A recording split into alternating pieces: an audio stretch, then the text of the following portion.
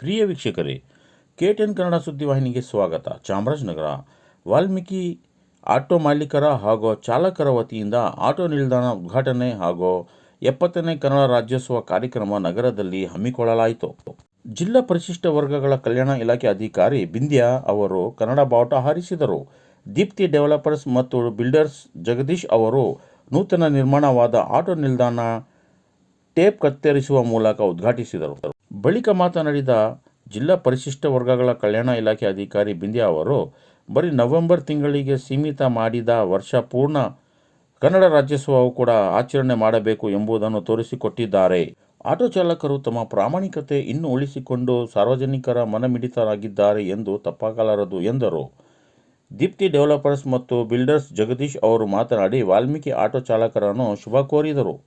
ಕಾರ್ಯಕ್ರಮದಲ್ಲಿ ಸಾರಿಗೆ ಇಲಾಖೆ ಇನ್ಸ್ಪೆಕ್ಟರ್ ಯೋಗೇಶ್, ವಿಜಯಕುಮಾರ್, ಗಾಯಕಿ ಸರಸ್ವತಿ, ಚಂದ್ರಶೇಖರ್, ಬುಲೆಟ್ ಚಂದ್ರು, ಸುರೇಶ್ ನಾಗ್, ಲಕ್ಷ್ಮಣ, ಕಿರಣ್ ಸೇರಿದಂತೆ ಇನ್ನಿತರರು ಭಾಗಿಯಾಗಿದ್ದರು.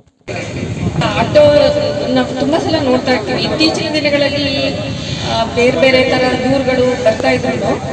ಆಟೋ ಚಾಲಕರ ಮೇಲೆ ವೈಯಕ್ತಿಕವಾಗಿ ಯಾವ ಬಂದಿರೋದಿಲ್ಲ. ಅದರಲ್ಲೇ ಗೊತ್ತಾಗುತ್ತೆ ಆಟೋ ಚಾಲಕರು ಈಗಲೂ ಕೂಡ ಪ್ರಾಮಾಣಿಕತೆಯನ್ನ, ನಿಷ್ಠೆಯನ್ನ ಸಮಾಜದಲ್ಲಿ ಉಳಿಸ್ಕೊಂಡಿದ್ದಾರೆ. ಸೊ ಈ ನಿಷ್ಠೆ, ಪ್ರಾಮಾಣಿಕತೆ ನಿಮ್ಗೆ ಹೀಗೆ ಮುಂದುವರಲಿ.